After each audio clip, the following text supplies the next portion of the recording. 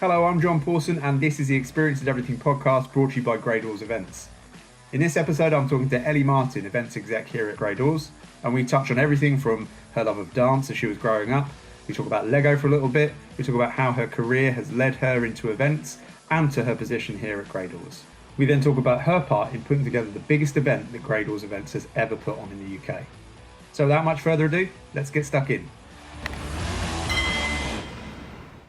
Hello, Elle. Hello. Thank you very much for joining us today for the latest episode of the podcast. Thank you for having me. You're very, very welcome. I appreciate it. It's not necessarily something that's in your everyday activity, but it's important that we get to know everyone that's in the team. Today we'd like to get to know you a little bit more, and we've got some bits and pieces to talk about a specific event as well. But as with every person that sits in the Experience is Everything podcast chair, in the hot we're going to get to know you first. Yes, getting through you guys. But we'd like to get to know you first. So I've got a few questions, and feel free to answer them as honestly or openly as you'd like to. So my first question that I ask, and I've asked the same question of Katie and Saffron, is what was the first thing that you can remember thinking, oh, I want to do that when I grow up as a job? So I grew up dancing for a lot of my life for over 10 years. So I was a majorette, so I did that for a long time. Twirly things? Yes, all of the baton twirling, the pom-poms, all of it, did it all. Wow. So that was very interesting, but I was just obsessed with all of the dance films. So, the Step Up films and all of those. And I really wanted to be in those. Such an odd dream. It's not as good as Top Gun or anything like that. But I just really thought I was going to be one of those really cool girls that goes in, meets this amazing guy and just has the whole thing. And are you still pursuing that outside of work? You're still, dancing your way into nightclubs and stuff, or into places you think there's going to be a cool guy to meet? I wish I was. I realized quite quickly I am not very cool. So no, I'm sure that's not true. sure that was for me, but a girl can dream. Good, yeah, absolutely. It's funny because Saffron also had big dreams of sort of fame. Saffron was, when she first answered, she was a little bit less certain of how she was going to be famous. She just wanted to be famous. Mm-hmm. So, I think we all have a little bit of that in us, don't we? Yeah. Even now, so. I'm like, oh, maybe. And maybe this is a common thing with events as well, because even Katie's aspirations of flying like specifically referencing Top Gun. There's a movie link there as well. Very high standards. Yeah, exactly. Yeah, Top Gun. Yeah. So, with that in mind, then, what then made you shift your focus towards events at some point? So I don't really know. I kind of just fell into it as a lot of people do. So I actually did marketing for a really long time. Went to university and did media communications. And I actually didn't really have any insight into events until my third year, when I did have events modules and things, and I loved it. And it was actually a festivals module, which was so exciting. And that's cool. I didn't ever think I'd be building my own festival out of Lego at university, but all full of surprises events. So that was kind of my first insight into it. And obviously finishing university into COVID, I didn't really have much choice with jobs. And I went actually back into a role that I worked in college, and I actually worked for the police. Which is quite a random one. But I was just a police civilian. I wasn't actual police or anything like that. But I was really lucky enough to be working there during the period of time that the G7 summit was happening. Oh, wow. And I ended up being seconded onto the data entry team, and that was kind of my first insight into a huge exciting event. So unfortunately, I haven't been to Wimbledon yet, so I can't continue that theme. But who knows? Like I say, who knows in the future? A girl can dream, like you say. But yeah, that was my first insight into this huge event, and to be honest, that was massive. I think for everybody in the UK, and um, yeah, I just really loved it. And even though I was on the data entry side, we were doing a lot of things like planning accommodation for everybody, making sure that they were being fed and watered. And I remember it was one of the hottest summers we had.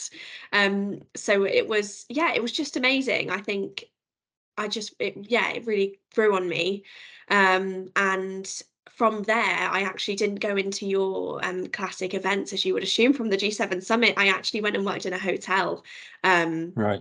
as an events manager, and I was doing actually very different things, to be honest with you. Still very obviously high standards and things, but I was doing weddings and private dinings and group bookings and corporate meetings.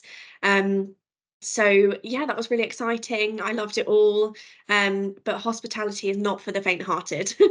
No. Let's just put it that way. But yeah, I really loved it, and the hotel was a five-star hotel, so that was interesting with some of the people that you meet and some of the events that you do. And we did it from the very beginning to the very end. So we took the initial inquiry and worked with the client the whole way through the journey up until the day of their event, which was amazing. And it was down in Devon, which is where I'm from, on the middle of Dartmoor, and it was in the middle of nowhere. A lot of people like to say. Now I'm up kind of in Essex, but yes, loved it. I'm your classic country bumpkin, you could say, coming up from small Devon up to Essex and the big wide world of events that I'm in now. So I actually moved from Devon with my partner because of his job, and I kind of fell into Gray Dawes.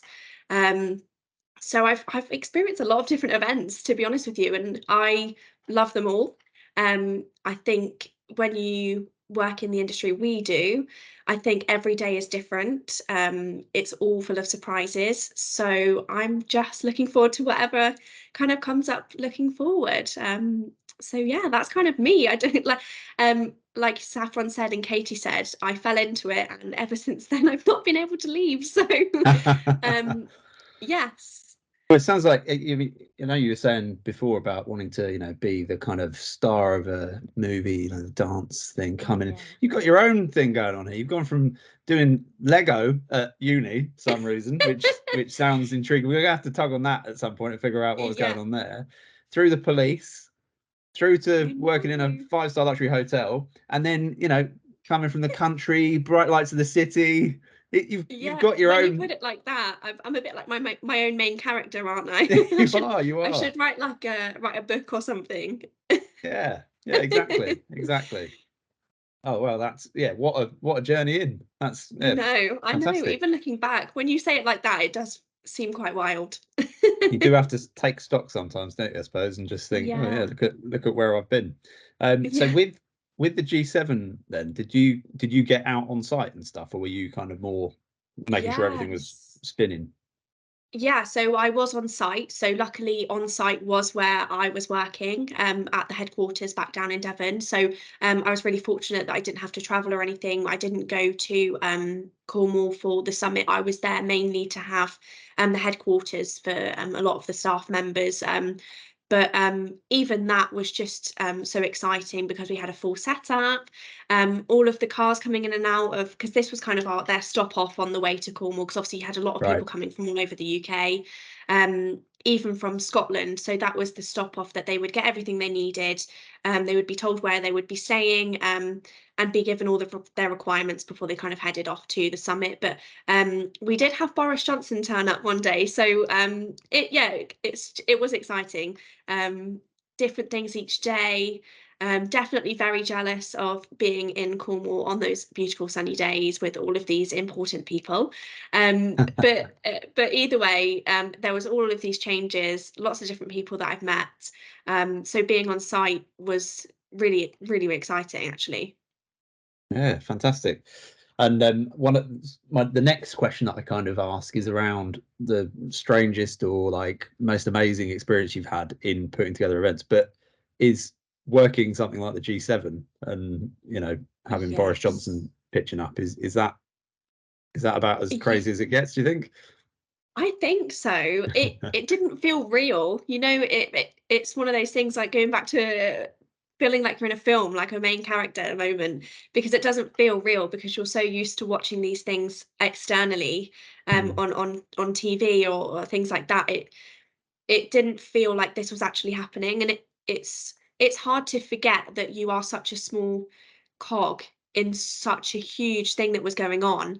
And this was, I mean, it was huge for internationally, and there was little old me just kind of being a part of the team, which it's just you just forget. It's just the strangest feeling because you're so wrapped up in the everyday logistics of running an event. So yeah, that was probably the wildest thing, as I kind of again fell into it. I wasn't even in an events role at that point. So yeah, very interesting. I think it was just following me. I think it's like my destiny or something. Yeah, I was going to say, it seems to be one way or another you were going to end up in events. And like I said, now you're in. Yes. Have there been any times where something maybe hasn't gone to plan, which you can now look back on and laugh about, but at the time maybe wasn't quite as funny? I think always, especially when I was working in a hotel, to be honest with you, because of the range of events we were doing. I would say weddings were probably the worst for it, because you have a lot of opinions in one day, and obviously your client at the end of the day is the couple, and what they want. But we have had a few times where the mother of the bride has kind of got involved. Oh dear. And we've had large weddings for kind of over 100 people, and our team would have these lovely opera napkins that would take at least 30 seconds to do each one, and they were really beautiful, and they kind of fanned out on the table. And I remember that she came in, and they always have a look over, have a sneak peek before everybody gets to see it, which is a bit naughty. But she came in and she decided that these over 100 napkins were incorrect, and we had to change every single one. Oh no, what did she want them folded So differently or something? What was the yes, exactly that. She just wanted the napkins to be folded differently, even though a napkin, you kind of sit down, you kind of unfold the napkin done? Yeah. fairly immediately. Yeah, I mean, there's always things that could go wrong. I think one of the funny things that doesn't necessarily go wrong, but you always have the real fear. So because we had quite a large estate, we had to be given golf buggy training. Okay. Um, and one of these instances we have to use a golf buggy is when you take the couple out for photographs on the grounds. And obviously, we're in the middle of the moors. It's not kind of your lovely straight roads. You're going down hills on gravel. You're going around lakes. You're um, dodging other guests, Gosh. which is very interesting, going down these steep hills. And you always have the fear because you have this pristine couple sat behind you with a beautifully clean dress 9 times out of 10. And yes, it was just quite scary. Not gonna lie, that's quite a lot of pressure. Were you ever tempted Luckily, just to, you know, just to yeah, roll it, just crash it on yes, purpose? yes. I mean, luckily, I've never had anything go wrong. We've had some interesting situations. I remember when we had just a two-person wedding, which we did those quite a lot. It was just the wedding couple, and they decided they wanted to get married on their own. And I remember they bought their Chihuahua, and that was their child. Right. That was everything to them. And for some reason, they decided that I was in charge of that while they were taking the Okay, good. photographs. So I was kind of dog sitting, which never knew that that was on my job description. Do you like Um, dogs or? yes, I do, but Okay, I good, just was good. not planning on that day. Well, I suppose that's the life of, an events exec, isn't it? Is Yeah, just whatever the client needs, we'll figure it out. exactly that. So yeah, I do want to touch on the Lego thing again because I'm a big Lego fan. Yeah. So I've got there's various nerdy Lego things right here on my desk. Let's see. So I Oh, can't. we've got one of those on our team as well. When you What get nerd? Craig on, ask him about his Lego. Excellent. Will do. Will do. I think it's it's very cool these days to like Lego, isn't it? I would say. Yeah. So what? Yeah, how come you got to create a festival, you said, with Lego? So was it kind of Yes. planning stuff out, or? I think it was more a visualization exercise. Can't get my words out today. To kind of look at it from the kind of as a 3D model. I think that was the idea. To think of how you would kind of lay that out. It wasn't as exciting as it sounds. I You think it basically was have, kind of getting some uni students to try and engage, yeah, you basically other have than sitting a watching cool me. lecturer. Yeah, it's like Yes. I'm Yeah. the cool lecturer. I'll let you use Lego in your Yeah. in your tasks. Yeah. Yeah, it's good thinking, to be fair. Um, Excellent. Well, thank you for updating me on that. I mean, I think it's still pretty cool to say that you got to use Lego for part of your, university course. So Yes. Yeah. I think that's a win. Right. So that's the kind of getting to know you questions done. I feel like we've got a good handle on the fact that you were always destined to be in events, and your life is actually quite an exciting movie in its own right that you're the star Oh, of. So I'm not sure I think, about that, but I'll take it. yeah, I think run with that. So yes, I wanted to talk to you about well, I want to talk to you a bit more about the team and stuff, but also about the specific event that you guys put on recently. My first question though around the kind of team stuff is, what's it like working on an event with Katie? Oh no, I'm not sure what she'd want me to say. No, What? Well, I'm sure she'd want you to be brutally honest. I really loved working with Katie. It was my first time working on a huge event. And yeah, it was really great to work with Katie so closely because we don't get to as much on a day-to-day basis. Um, let's just say that you definitely wouldn't lose Katie or not hear Katie. um, all jokes aside, um, she is very like she knows her stuff. She's done Yeah, it for a very long time. She's very knowledgeable, um, and she loves a radio. Let's put it that way. right, She's got been you. known to use the radio a lot, and she would hold it so close to her face that you would hear it across the room. Um, and she's been known to also love to blow a whistle or two to get everybody's attention at different events. But yeah, I mean, she's great. She's been in the industry for so long. She's so knowledgeable, and especially for someone like me who I still see as such a baby in the industry. Yeah, she's just amazing. I think she's just a great mentor, I think, for a lot of us actually. Oh, oh, that's nice. Yeah. She'll love Oh, hearing that. she I'm sure will. that you said all the right things there. So I'm sure that'll go down well. So the event that you guys worked on recently that we want to talk about was the EMIS event, which was one of your biggest events ever. Am I right in saying that, or the biggest event Yes. that we've done in the UK? Or Yeah, it was the biggest event for Gray Dawes Events fantastic. that kind of the current team have ever known. I'm hoping in its existence because that is an amazing thing to add to my list. um, Absolutely, yeah. but yeah, it was amazing. So I usually work on the meetings management side of our team. Mhm. With Saffron. So that is, like you say, more of the venue finding. And we do very similar events, but it's just for the smaller numbers. Whereas this event was with the projects team. So that was working alongside Katie and also one of our other project members, Craig.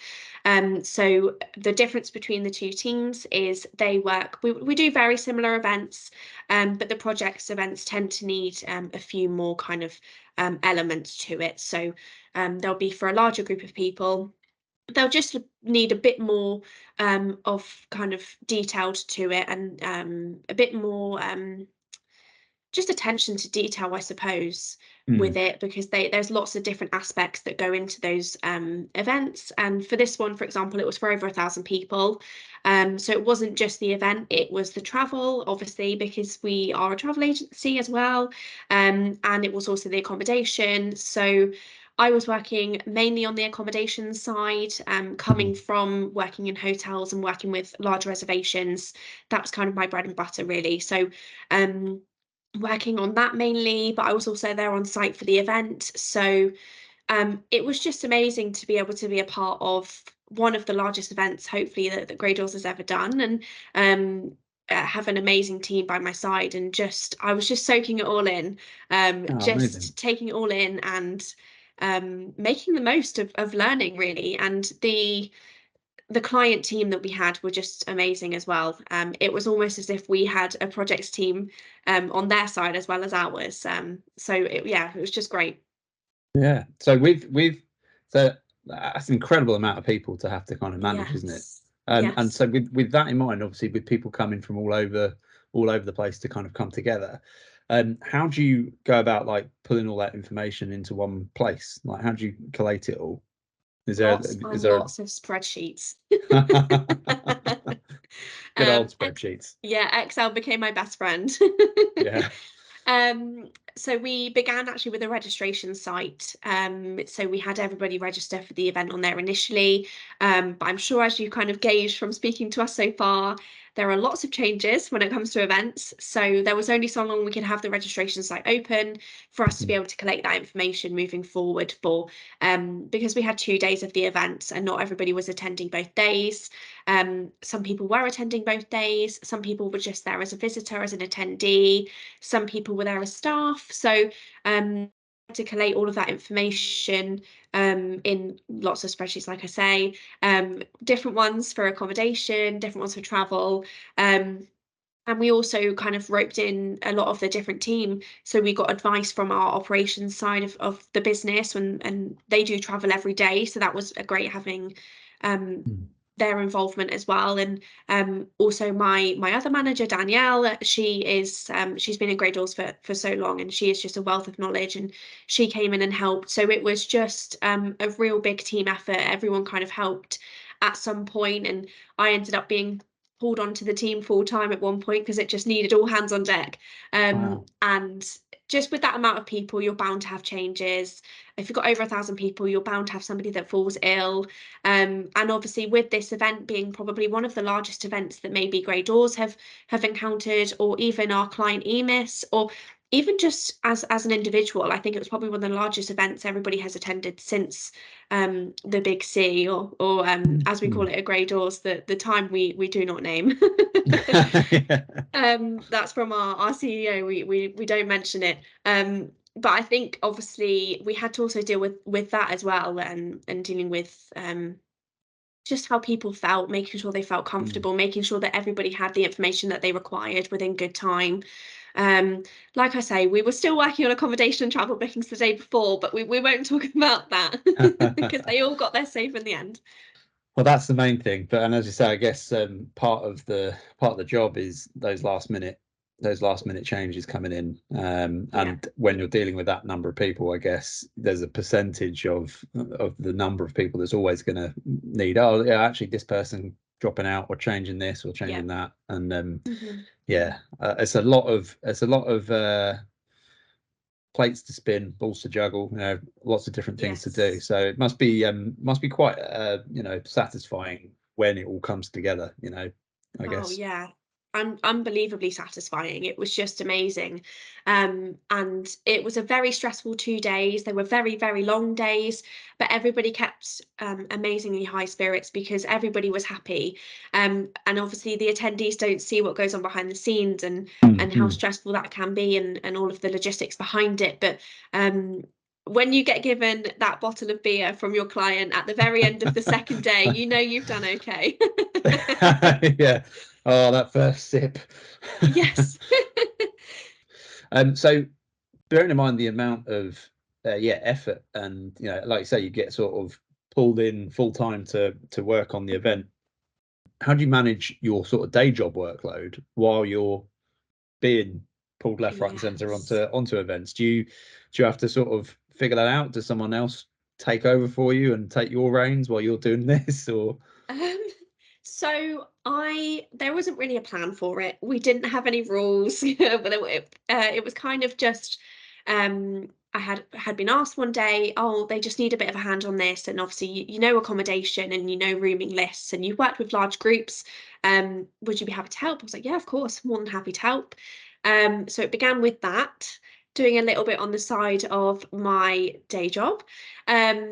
But then we were super, super lucky to get really busy in our team, and which is amazing. But it just got to the point where I couldn't fully do everything at the same time, which was bound to happen at some point. But I actually was doing both for a very long time. I was working all of the hours. Had to snap out of that quite quickly because that was getting a bit much, and I think my partner was getting a bit sick of hearing about accommodation. Yeah.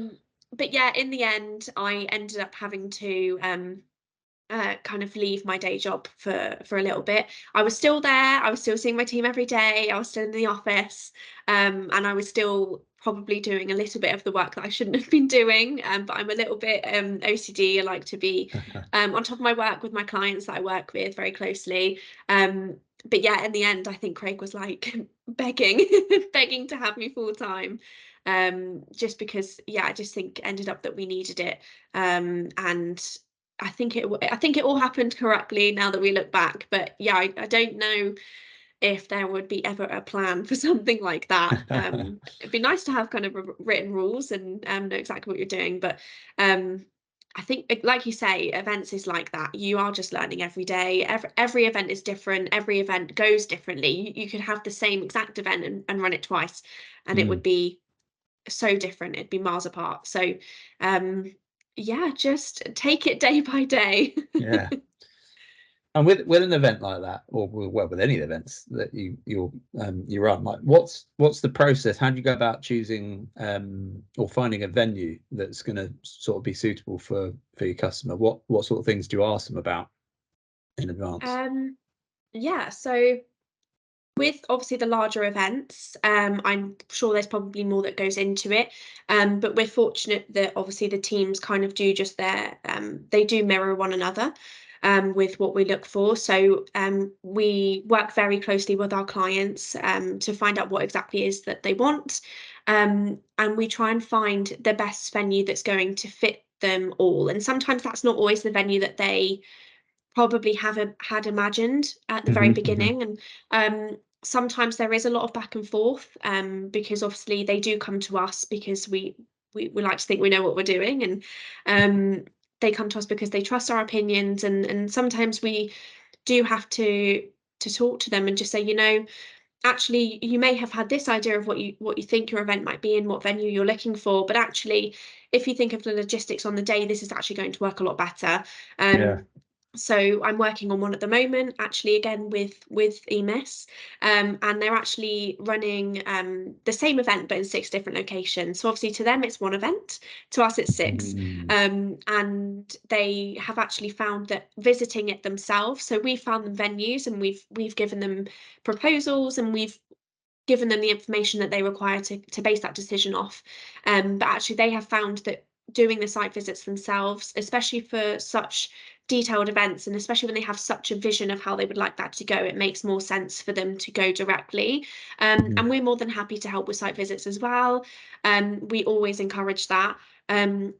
But for smaller events, for example, we kind of know which venues are very good for what they need. So even if you're looking for a very small meeting for 10 people, or if you're looking for a large exhibition for over 1,000 people, we always know what we're looking for. We're always looking for the same elements. We're always looking for how large the rooms are, what their capacities are, what they can do setup wise, what is their AV equipment going to be like, health and safety, all of that. So with every event that we look at, we're always looking for the same elements, but it's just on a smaller or larger scale. So yeah, just working very closely. And actually a lot of our team have a wealth of knowledge as well. So although I'm very new, I've only been here for around 7 months. We have people in our team who have been here for over 15 years. So even just working with our colleagues, it's just amazing to have that wealth of knowledge around us as well. And I guess part of that development and the experience that you've got, the time that you spend in the role, is building relationships with the supply chain as well. You know, how important is that for your role, you know, in terms of building up a relationship with the people, for example, at the venue that you run the EMIS event, because that was in Harrogate, wasn't it, I believe? Yes, it was. Yeah. I mean, it's so important. It's unbelievably important. I think that we forget sometimes how important it is, because at the end of the day, the relationship we build with them is going to determine how well the event is going to go for the client. And that doesn't mean if they don't like us, they're not going to give them a good event or anything like that. But especially with kind of the best rates, the best rooms, even the best communication as well. So I know that because of the wealth of communication and the amount of communication we had with the venue in Harrogate, for example, I know that we actually built quite good relationships with them, and I still kind of speak to them on LinkedIn and things like that. And I know that we are running a competition with them as well, like even for Gray Dawes, not even just the events team, or not even just myself or Katie or Craig or anything like that.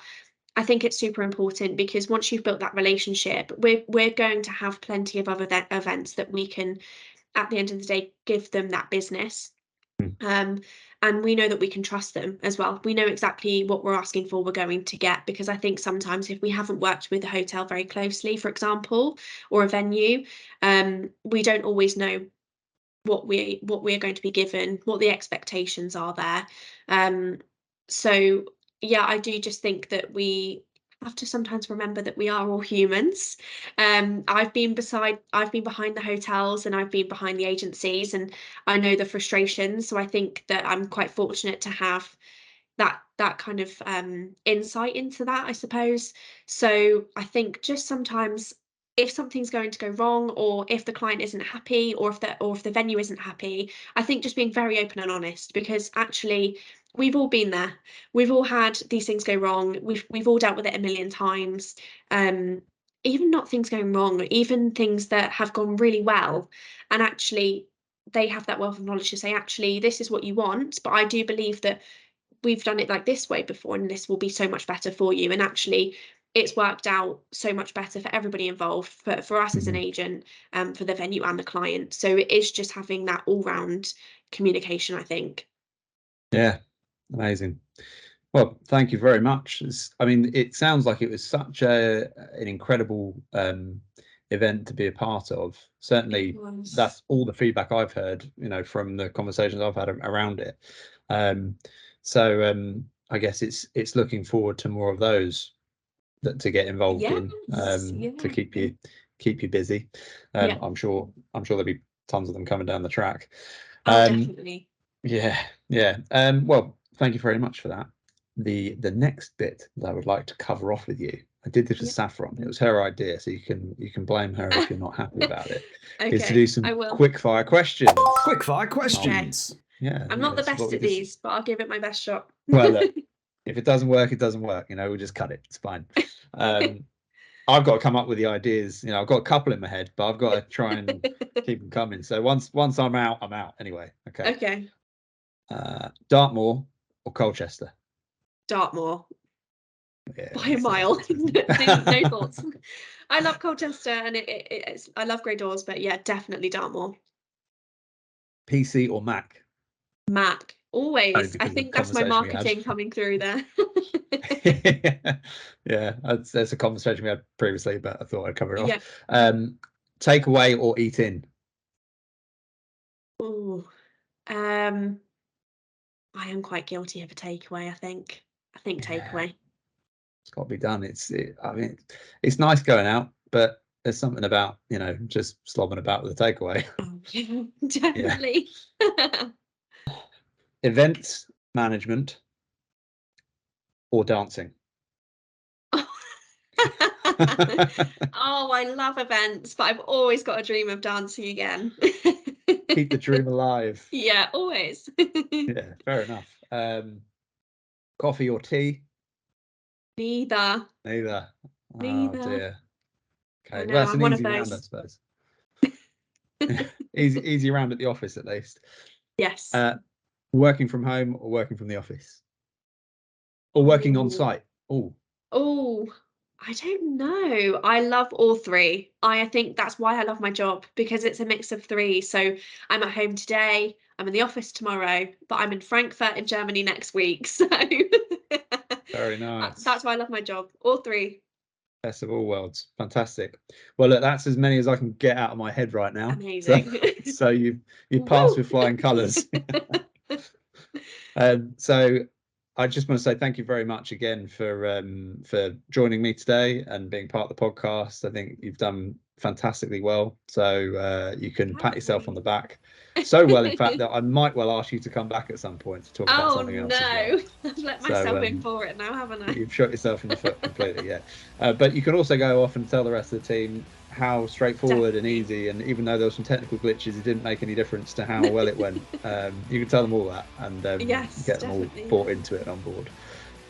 So thank you very much, and yeah, we'll look forward to hearing you again at some point in the podcast, I'm sure. And there'll be another episode of the Experience is Everything podcast coming very soon. Amazing. Thank you. Thank you.